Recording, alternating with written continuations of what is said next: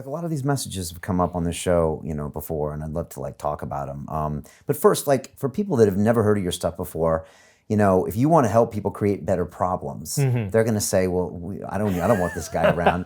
What do you mean by that? So my argument in all my work is that dissatisfaction it's an innate part of our psychology. Like there's no amount of money or success or love that you're ever going to achieve where you're like, cool, I'm done. I got it. Every experience that you produce in your life or that you achieve in your life, your mind will find flaws. There will be unexpected or unintended consequences of that success or that love or whatever.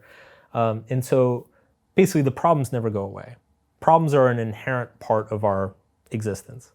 And yet we walk around in this world of one day I'm going to retire and then there's no problems. Yes. I'm going to get married and then I won't have relationship problems. When I get rich, I won't, and yet we have this narrative in our heads and in the media and in the culture that it's the opposite of that. Yeah. It's a trick it's like a magic trick that our brain keeps doing on us and we never figure it out. It's like crazy? it's like well, if I just get that promotion, like everything's gonna be fine, right? And your brain's like, yeah, it's gonna be fine. It's gonna be fine. Like keep working. Yeah. Then you get the promotion, and within like 2 days, you're like, okay, well, I need another promotion now, and it just keeps going. And so,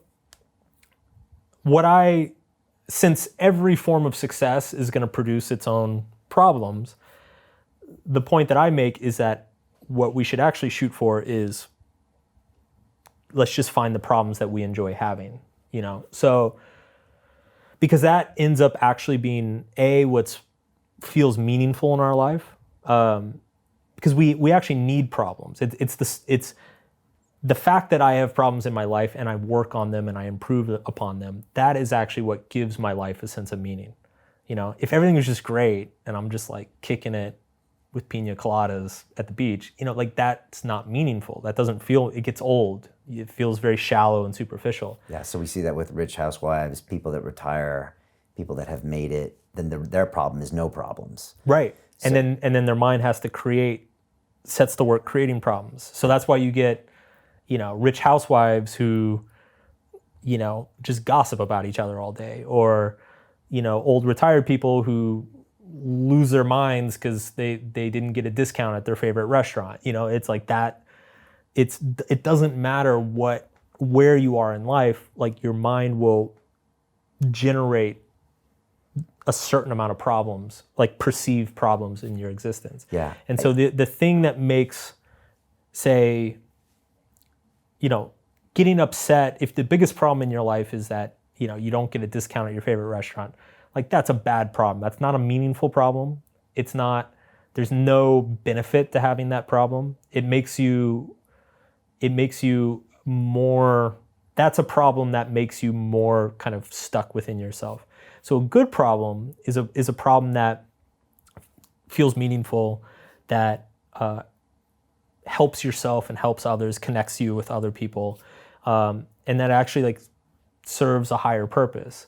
So the point I make in subtle art is like the reason, like people with money have money problems. People without money have money problems. It's just that you would rather have the money problems of having money than not having money. So it's a better problem. That's why you want to make money. It's because you'd rather have the problem of like, what do I invest in than like, how am I going to eat? Like that's, so it's, the problems don't go away. You just improve upon the problems. You just find better problems. You trade in your low level problems for higher level problems. I think in Viktor Frankl's book, Man's Search for Meaning, he said problems are like gas in a gas chamber. He's like, whatever they fill up the room. Yes. So, and that's, so I thought of that when I was reading your book. So I was just like, okay, this is interesting.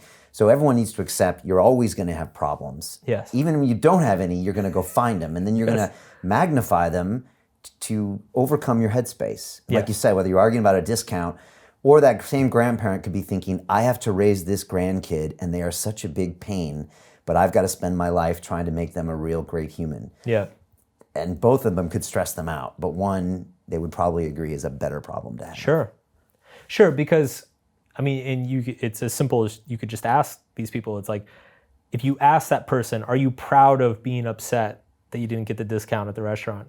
You know, they'd say no. You know, it's like, oh yeah, it's kind of a silly thing to get upset about or whatever. Whereas if you ask somebody like, are you proud of raising your grandson? You know, everybody's gonna say yes. Right. So it's like, it's that hindsight, because emotions only exist in the present. You know, you don't, it's, when you look back into the past, the only thing that you recognize is the meaning, you know? So it's like we all have past experiences that we look back on that we can see that we got very emotionally worked up about something that was not meaningful.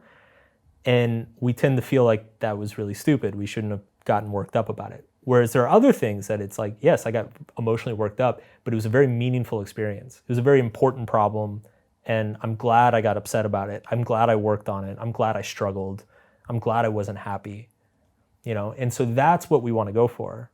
Because if the state of our nature is that we are just always going to experience problems, then the question then becomes, how do we find meaningful problems? Right.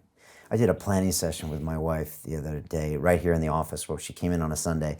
And we just did this once. It's not like I'm a genius on this, but I wrote down on the whiteboard 2020, 2030, 2040, 20, all the way up to 2070, 2080. Yeah. And then I said, here, honey, we're dead. And I was trying to plan our future, and she started crying, and I was like, oh my gosh. But we were trying to plan like when the kids are going to be this and what we're going to do. But just listening to you, I thought, should we be planning the problems that we want to have in the future? So here, the kids will be out, so now we're going to have to find new problems or new challenges. Is that the way we should kind of think about our future? Finding out the problems that we want to have?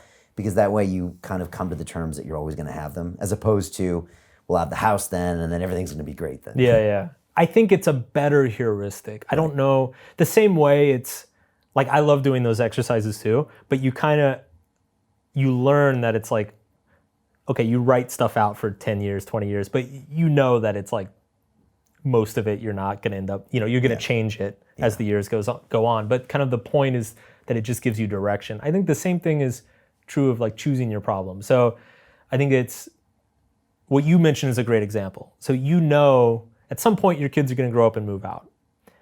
That's going to be a problem. And so because you won't have a problem. You won't have a problem. You know, so you're going to have all this empty time, all this extra time without meaningful problems to solve or meaningful things to kind of engage you. And so I think it's important ahead of time to think about, okay, what can I find that will feel meaningful to kind of fill that void? I've got a friend who's a sports psychologist, and he said that one of the most important conversations he has with athletes, he said even when they're like 24, 25, is he says like, you need a retirement plan, because it's you're one injury away.